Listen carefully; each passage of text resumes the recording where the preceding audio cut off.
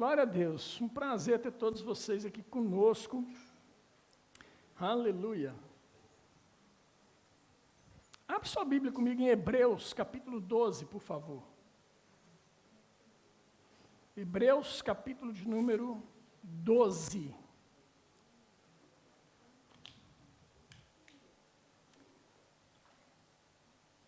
Quem achou, fala glória a Deus. Ó, rapaz, muita gente. Quem não achou ainda, fala assim, socorro.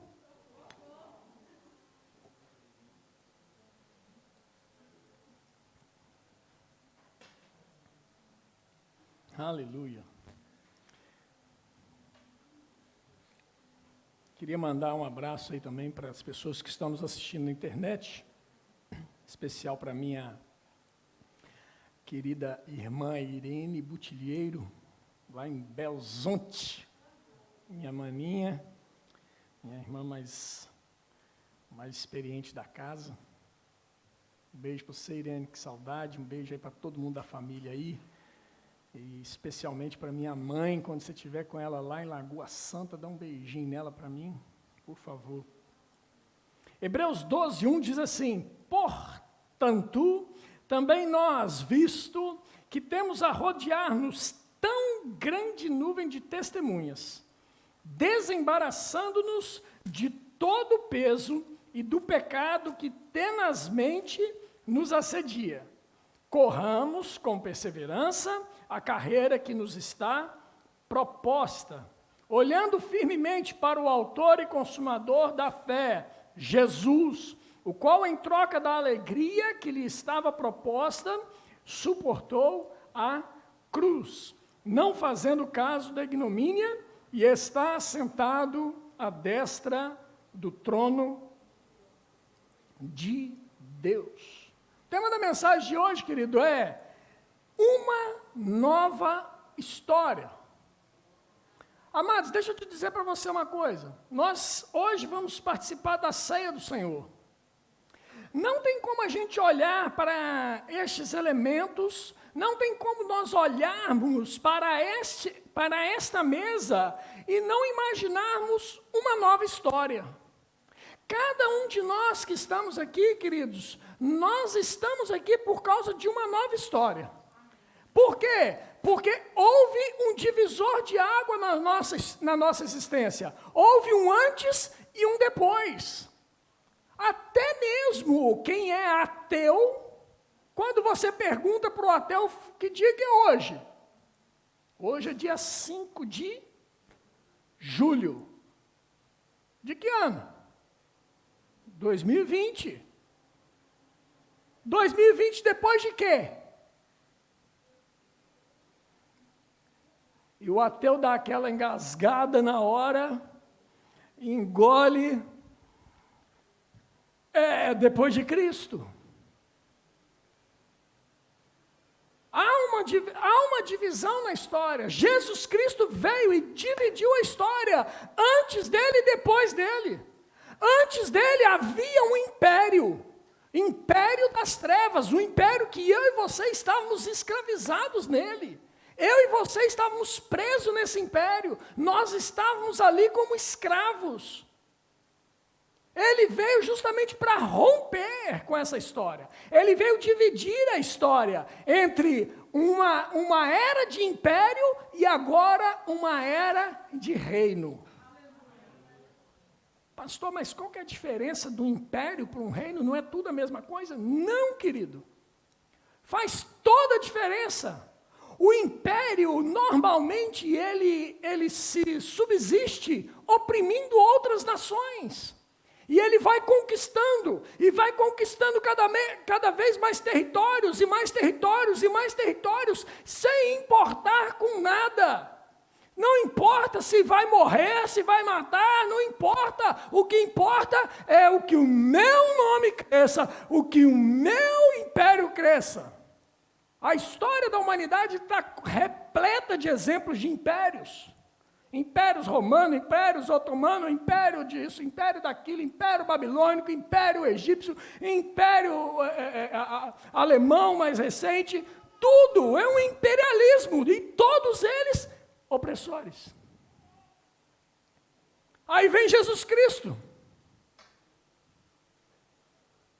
E estabelece algo completamente diferente. O que ele estabelece? Olha, se alguém bater na sua face, dá outra. Importa que você que quer ser o maior, seja o menor. Ele vem dizer que o que importa efetivamente é que o reino seja estabelecido pelo amor. Completamente diferente. O que importa no reino é servir. O reino pressupõe um rei. O rei, ele é venerado pelos seus súditos, não porque ele oprime, porque ele obriga, mas porque reconhecem nele a sua realeza, a sua grandeza. É assim. Jesus Cristo não nos salvou para dizer para nós assim, olha, agora vocês vão ter que fazer. Não. Em momento algum da Bíblia você vê ele falando para você, agora você está obrigado a me adorar. Você está obrigado a me servir. Não, querido, nós fazemos por quê? Nós fazemos por um simples fato, de que nós o amamos, porque ele nos amou primeiro. Uma nova história foi contada em Jesus Cristo. E por causa dessa nova história, estamos nós aqui reunidos hoje. Amém. Por causa dessa nova história, pessoas estão aí, prontas para serem alcançadas de alguma forma. Amém, amados? E nessa noite eu queria conversar com você um pouco a respeito disso. O que faz com que você seja impedido de viver essa nova história? Pastor, minha vida, se o senhor contar minha vida para o senhor vai chorar. Posso até chorar com você, realmente, porque a palavra de Deus nos ensina que nós devemos chorar com os que choram. Mas por que a sua história não está tão difícil que está tendo que chorar? O que está se passando? O que acontece? Querido, certamente, aquilo que você passa hoje realmente é algo doloroso para você, porque senão você não estaria chorando.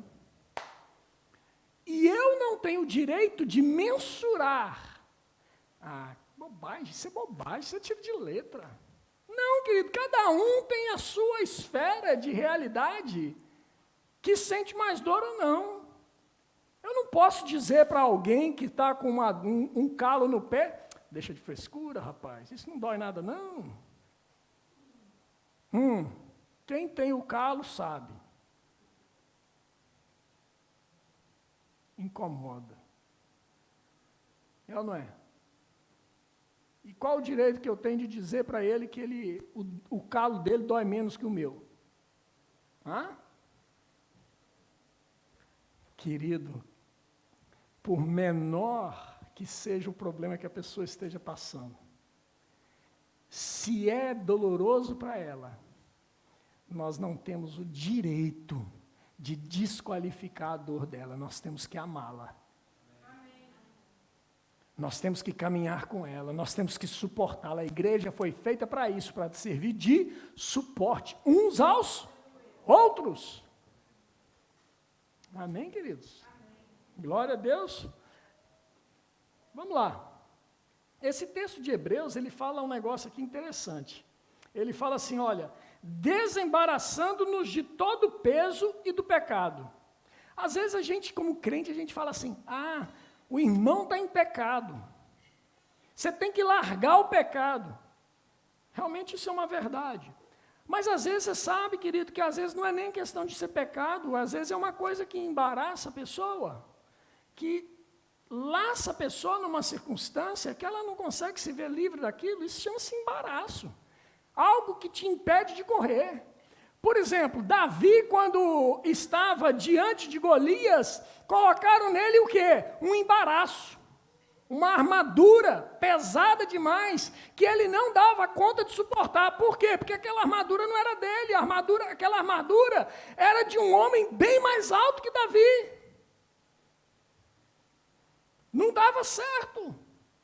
É como se a armadura de Arnold Schwarzenegger fosse colocado em cima de mim. Não ia dar certo, irmão, não ia dar 2 passos. Olha o tamanho do homem, olha o meu tamanho. Eu sou só alto, mas eu sou magrinho, e bem magrinho. Davi, além de tudo, era pequenininho, imagina. Saúl se destacava, querido, acima das pessoas, tamanho dele. E botaram a armadura nele. Embaraço, coisas que vão impedi-lo de caminhar, de correr, de avançar, de guerrear, de pelejar. Assim também, querido, são coisas que chegam na minha vida e na sua, que nos impedem de correr a nossa carreira. Deus tem um propósito para a sua vida, querido, não abra mão disso. Deus tem um propósito na sua vida, Ele olha para você e fala assim, este é o seu lugar, não se venda por menos. Este é o seu lugar. Que lugar? O lugar que Deus quer que você esteja, amado. Não se deixe embaraçar por nada. E aí nós vamos para o texto de João capítulo 11, por favor, abre lá comigo.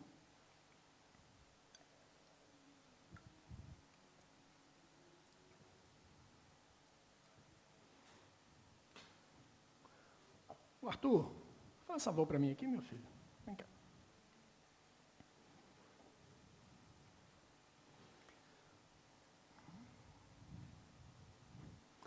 João, Evangelho de João, no capítulo 11, verso de número 17.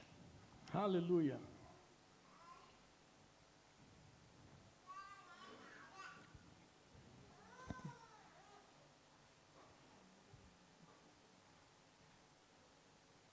João 11, 17, vem cá.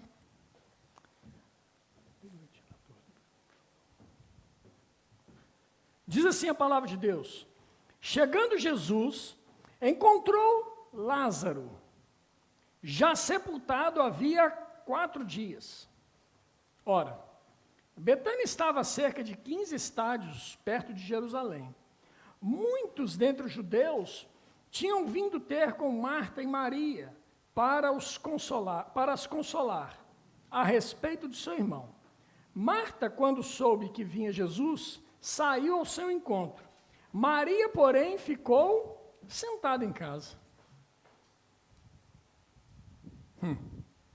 Disse, pois, Marta a Jesus, Senhor, se estivesses aqui, não teria morrido meu irmão. Mas também sei que mesmo agora, tudo quanto pedires a Deus, Deus te concederá. Declarou-lhe Jesus, teu irmão há de ressurgir. Eu sei, replicou Marta, que ele há de ressurgir na ressurreição, no último dia. Disse-lhe Jesus, eu sou a ressurreição e a vida. Quem crê em mim, ainda que morra, viverá. E todo que vive e crê em mim, não morrerá eternamente. Crês isto? Sim, Senhor, respondeu ela. Eu tenho crido que tu és o Cristo, o Filho de Deus, que devia vir ao mundo. Tendo dito isto, retirou-se e chamou Maria, sua irmã, e lhe disse, em particular, o mestre chegou e te chama. Ela, ouvindo isto, levantou-se depressa e foi ter com ele, pois Jesus ainda não tinha entrado na aldeia, mas permanecia onde Marta se avistara com ele. 31. Os judeus que estavam com Maria em casa e a consolavam, vendo-a levantar-se depressa e sair, seguiram-na, supondo que ela ia ao túmulo para chorar. Quando Maria chegou ao lugar onde estava Jesus, ao vê-lo, lançou-lhe aos pés, dizendo, Senhor, se estiveras aqui, meu irmão, não teria morrido. Jesus, vendo-a chorar, e bem assim os judeus que a acompanhavam, agitou-se no espírito e comoveu-se, e perguntou, onde o sepultastes?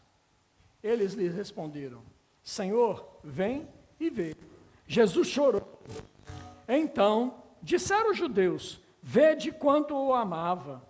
Mas alguns objetaram, não podia ele que abriu os olhos ao cego fazer que este não morresse? Jesus, agitando-se novamente em si mesmo, encaminhou-se para o túmulo, Ele era uma gruta, e cuja entrada tinham posto uma pedra. Então ordenou Jesus: tirai a pedra. Disse-lhe Marta, irmã do morto: Senhor, já cheira mal, porque já é de 4 dias. Respondeu-lhe Jesus: não te disse eu que, se creres, verás a glória de Deus? Tiraram então a pedra, e Jesus, levantando os olhos para o céu, disse: Pai, graças te dou, porque me ouviste. Aliás, eu sabia que sempre me ouves, mas assim falei por causa da multidão presente, para que creiam que tu me enviaste.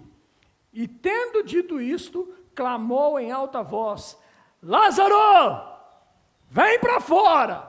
Saiu aquele que estivera morto, tendo os pés e as mãos ligadas com ataduras, o rosto envolto num lenço. Então lhes ordenou Jesus: desatai-o e deixai-o ir. Aleluia! Queridos, divisão de história. Uma nova história Deus teve para Lázaro. Jesus chegou no momento que aparentemente parecia atrasado. Já era. Perdeu. Morreu Lázaro. Morreu aquele que você diz que ama. Se você estivesse aqui, ele teria chegado, ele não teria morrido. Você, se você estivesse aqui quando ele estava doente ainda, você teria curado. Mas agora ele morreu. Amados, olha para mim. O salário do pecado é a morte. Mas o dom gratuito de Deus é a vida eterna. Deixa eu te dizer uma coisa. Lázaro morreu. O pecado morreu, impediu Lázaro de continuar a sua trajetória de vida. Morte chegou naquele lugar, não tinha o que ser feito, naturalmente não tinha mais nada o que ser feito. Lázaro estava morto. Mas ao chegar Jesus, o dom gratuito de Deus chegou. Quando o dom gratuito de Deus chega, querido, a história muda. Uma nova história é escrita. Jesus chegou. E aquela situação que era de morte passa a ser uma situação de embaraço. Jesus pega e determina: Lázaro, sai para fora. Lázaro ressuscita, glória a Deus por isso. Mas havia ainda um embaraço. As pernas estavam atadas por causa dos lenços, por causa dos lençóis. Ele tinha que andar dificultosamente, pulando. Por quê? Porque estava amarrado por causa da sepultura. Embaraço. Tem muita gente, querido, na vida cristã, que Jesus Cristo morreu por ela, ele aceitou Jesus, mas que ainda continua preso. A vida não avança. Entrou na nova vida, mas continua preso. Em embaraços. Em circunstâncias que não conduzem à vida. Ninguém consegue viver plenamente se estiver atado, querido. Você vê aí os filmes, você vê as séries, o cara está lá preso com algema. Não tem jeito, o algemado não vive, o algemado está rendido. Mas Jesus nos chama hoje, querido, sabe para quê? Para quebrar as algemas. Ele nos chama hoje para acabar com as coisas que estão nos impedindo de avançar. O que tem te impedido de avançar, querido? O que tem te impedido de correr? Querido, eu não estou aqui para fazer papel do Espírito Santo na sua vida, não. Você tem o Espírito Santo habitando dentro de você. Ele pode te dizer: ei, filho, dá um jeito nisso aqui. Isso está te impedindo de correr. Para com isso, avança nisso. O Espírito Santo, enquanto eu falo aqui com você, o Espírito Santo que habita em você está falando com você as coisas que você precisa acertar.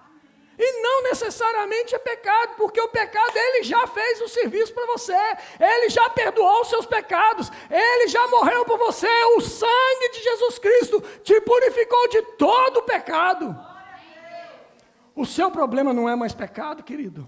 O seu problema não é mais morte, o seu problema agora é embaraço, o seu problema agora pode ser um embaraço. É hora, nessa noite, é hora de quebrar os grilhões do embaraço, é hora de romper as cadeias do embaraço, é hora de romper as cadeias das ataduras que tem te embaraçado e impedido você de viver uma vida plena, uma vida cheia, uma vida repleta, aquilo que Jesus diz. Ei, o ladrão veio para roubar, matar e destruir, mas ele falando Jesus, ele falando de si mesmo, ele fala assim: eu vim para que tenham vida e a tenham em abundância. Ei, amados, está na hora de eu e você começarmos a viver a vida abundante. Está na hora de eu e você nos abrirmos mãos dos embaraços para vivermos uma vida abundante. Aleluia, aleluia. Essa palavrinha embaraço, ela tem a ver com aquela palavra também que diz assim, que é craca. Sabe o que é craca? Craca é algo que gruda no fundo dos navios, nos lemes dos navios, que vai fazendo com que cada vez mais cracas se juntem ali, tornam o navio inavegável. Por quê? Porque o leme para de mexer. Aí o navio tem que fazer o quê? Tem que encostar no ancoradouro, lá no cais. Tem um nome certo para quem conserta navio, que eu não sei qual que é o nome. Mas ele vai lá e encosta lá naquele lugar, estaleiro. Encosta lá no estaleiro e vai lá e faz aquela limpeza. Tem que retirar as cracas. Para quê? Para que o navio possa, o leme possa conduzir novamente o navio por águas tranquilas, de acordo com a direção do timoneiro. Irmãos, tome as rédeas da sua vida, limpe as cracas da sua vida, para que você possa avançar, para que você possa crescer, para que você possa viver a vida abundante que Deus tem para a sua vida. Aleluia, aleluia. Glória a Deus. E eu olho aqui para esse texto, eu fico apaixonado por isso. Eu fico apaixonado por essa narrativa, queridos. Que coisa maravilhosa que aconteceu ali. Um homem estava morto 4 dias, cheirando mal. Um cheiro desagradável de morto. Quem já viu morto, cadáver, sabe como que esse é, cheira mal. O cheiro é desagradável. 4 dias enterrado, 4 dias sepultados naquela gruta, pedra fechada, tudo abafado. E de repente, Lázaro sai para fora. Mas me chama a atenção aqui o cenário que envolve a vida de Lázaro. Se trata de uma família. A importância que Jesus dava para a família. Marta e Maria. Uma família, que coisa importante. Jesus deve ter conhecido Maria lá atrás, e por causa de Maria, ao conhecer Maria, conheceu Marta e conheceu também Lázaro. E tomou afeição por eles. Tanto é que Jesus considerava Lázaro como seu amigo. Mas me chama a atenção, sabe o quê? Quem era Maria? Essa Maria aqui, querido, é aquela mesma Maria que um dia foi e entrou na casa de um homem onde Jesus estava jantando e chegou por detrás de Jesus e começou a lavar os seus pés com as suas lágrimas e com seus cabelos ela enxugava. Meu irmão, aquela mulher foi reconhecida. Ouvia-se os estalos dos seus beijos nos pés de Jesus enquanto ela chorava. E aí o dono da casa, cheio de si, na sua arrogância, na sua soberba, e talvez um cliente dela, vira e fala assim: se esse aí fosse profeta mesmo, saberia quem é essa que está beijando seus pés, tocando nele. Por quê? Porque prostitutas não poderiam tocar em homens santos. E Jesus se permite ser tocado por aquela mulher. Aquela mulher, aquele homem, reconheceu ela como sendo uma pecadora, como sendo uma prostituta. E Jesus não repudiou aquela mulher. Por quê? Porque uma nova história Jesus tinha para ela. Amém. Ei, querido, Jesus não veio aqui para os sãos. Ele veio para os doentes. Ele mesmo diz isso. Eu vim para os doentes. Eu vim para aqueles que precisam. Amado, deixa eu te dizer uma coisa. Eu e você não temos o direito de achar-nos melhor do que os outros. Nós não temos direito de dizer, não, eu não era tão pecador assim. Queridos, qual que é a diferença? Pecado é pecado e pecado gera morte. Se pecado gera morte, eu, você e qualquer um outro, precisamos de Jesus do mesmo jeito. Precisamos do sangue dele derramado na cruz por mim e por você. Para quê? Para que uma nova história seja contada na minha vida. Amém. Aquela mulher, querido, a partir daquele dia teve uma nova história. Ela enxugou os pés de Jesus com seus cabelos. Depois de ter lavado os pés de Jesus com lágrimas. Querido, deixa eu te dizer uma coisa.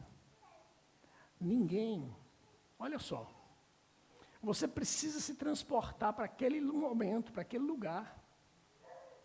As ruas eram todas asfaltadas, bonitinhas, né? Naquela época. Não, era tudo rua de terra, poeirão. E Jesus estava andando o dia inteiro naquela poeira, os pés sujos. E era comum que quando você entrasse numa casa, você receberia o beijo de bem-vindo da pessoa, do dono da casa, e ele serviria para você uma bacia para que você pudesse lavar os pés. Aquele homem não fez isso. Mas aquela mulher chegou. Aleluia.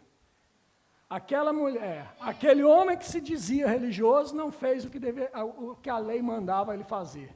Mas aquela mulher que era uma pecadora, ela fez exatamente o que deveria ser feito. Amém. Ela se prostra atrás de Jesus e começa a lavar os pés dele. Amado, você tem que entender como que funciona a cultura da época. As mesas não são assim como a gente pega, coloca uma cadeira aqui, senta, né, e vamos cear todos aqui. Não. A mesa era rente ao chão, e as pessoas se sentavam ao chão, não tinha cadeiras. Não se sentava assim em cadeiras assim, na casa para refeição. Elas se sentavam, se você me permite, eu vou fazer aqui. Elas se sentavam nessa posição aqui, ó. Eu vou fazer isso para você, só para você ver, tá bom? Ai. Ele se sentava dessa forma. Uma mão apoiada aqui e com a outra mão ele pegava a comida e comia. Os pés virados para trás. Então ela veio, chegou por trás. Por isso que ela pegou e começou a lavar os pés de Jesus. E as pessoas na casa não viam. Quem estava mais ao fundo na mesa não via quem estava atrás de Jesus. Ela estava ali, chorando e lavando os pés dele. Meu Deus, que coisa gloriosa.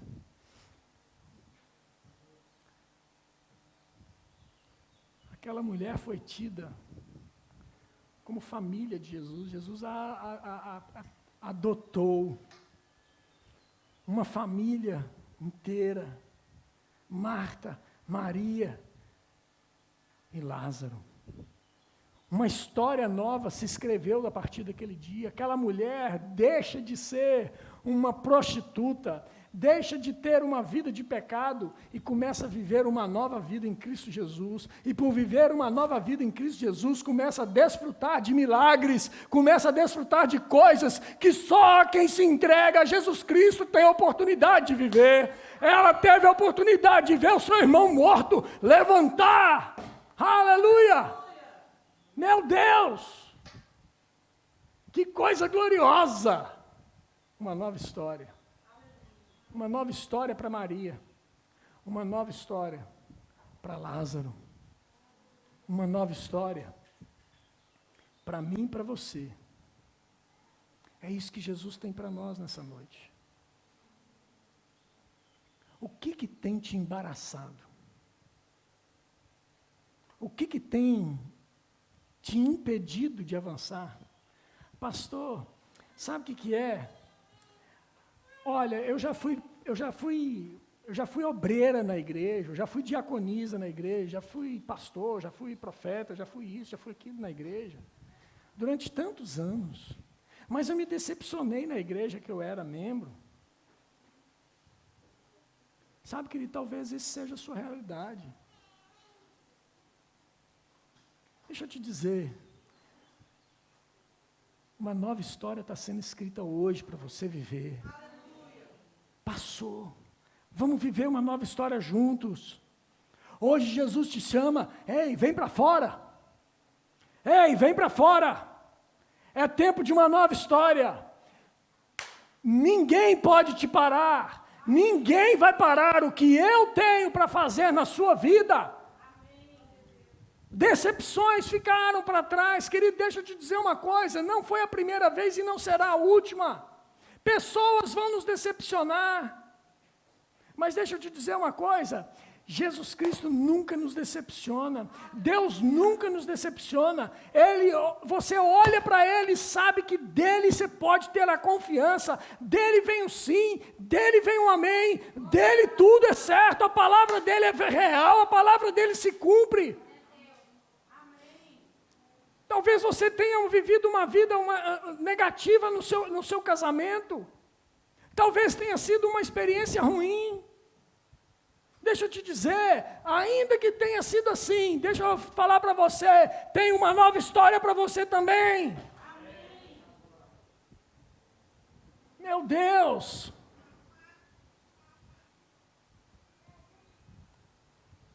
Hoje eu tenho 26 anos de casado, glória a Deus, não é 27, 26. 26 anos de casados. Mas há uns 20 anos atrás, nós queríamos matar um ao outro. Você acha que é só você que passou por problema conjugal? Nós também passamos pelas nossas dificuldades, querido. Mas deixa eu te dizer uma coisa.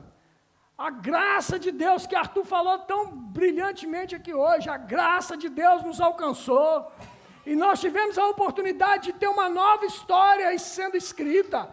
Ei, hoje Deus entrega na sua mão um papel limpo, uma folha de papel nova para você escrever, junto com Ele, a sua nova história. Ei, levanta, vamos escrever essa nova história juntos.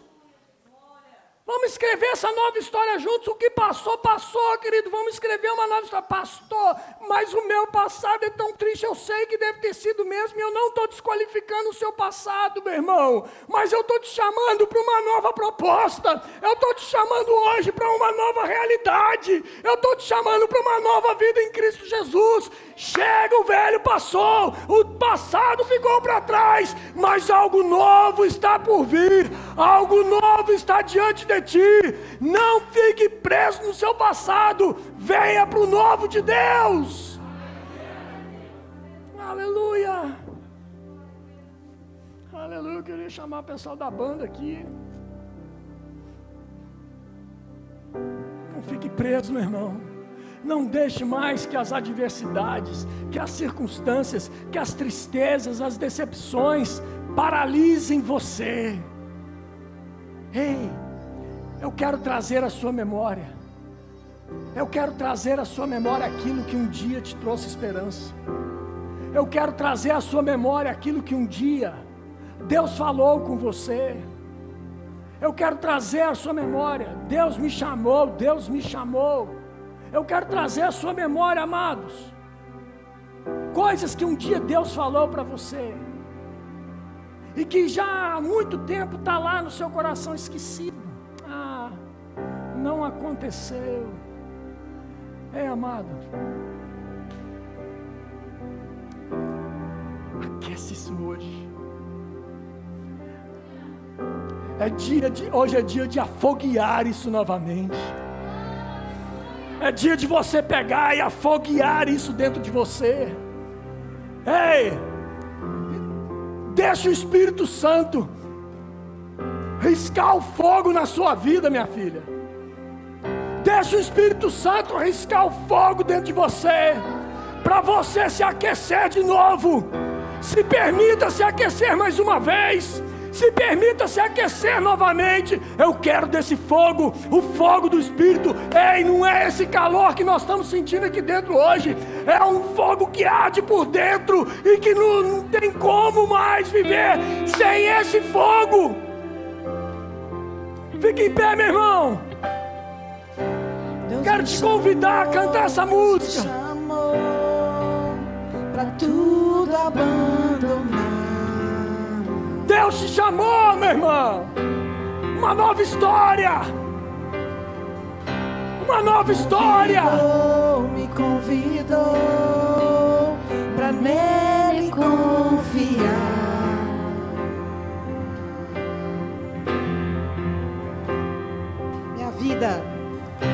Minha vida é oferta em seu altar.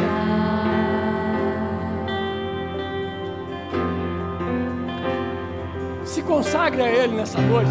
Espírito do vivo Deus, faça dessa canção uma oração de consagração.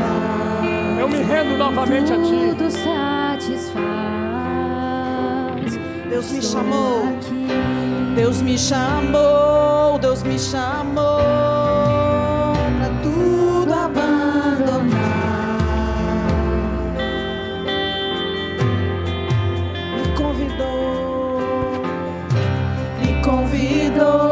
Me convidou para nele confiar.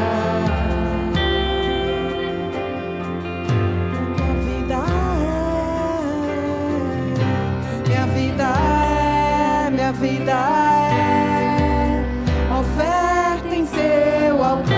Minha vida é uma oferta em teu altar.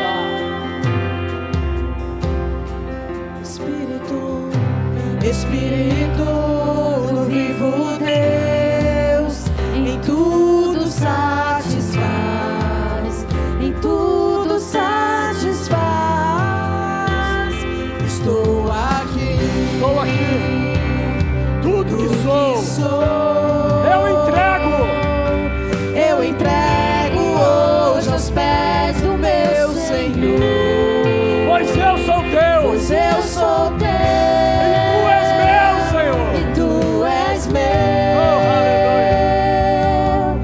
Eu sei que ao meu lado sempre estás, sempre estarás.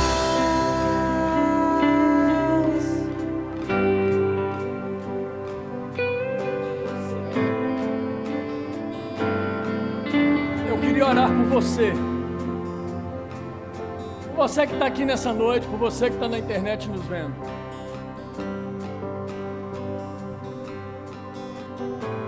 Se o Espírito de Deus tratou alguma coisa no seu coração a respeito de coisas que você precisa abrir mão para viver o melhor, a nova história, eu gostaria que você, onde você estivesse mesmo, levantasse suas duas mãos em rendição ao Espírito e falasse assim com Ele: Espírito Santo, eu sou teu. Levante sua mão e diga assim: eu sou teu, Espírito. Oh, aleluia. Você que está aí na sua casa, diga também: eu sou teu. Eu me rendo. Oh, aleluia. Faça essa oração comigo assim: Espírito Santo, eu dependo de Ti. Eu preciso de Ti. Eu me consagro a Ti nessa noite, porque eu sei que eu sou teu. Você tem um plano, você tem um propósito para minha vida, e eu me rendo aos teus planos, aos teus propósitos para mim. Eu não vou lutar com o passado, mas eu me rendo ao futuro, o futuro que você tem para mim. Oh, aleluia, aleluia, obrigado, Pai. Bem-vindo ao início dos melhores dias da sua vida. Se prepare para o que Deus tem para você daqui em diante. Vamos cantar.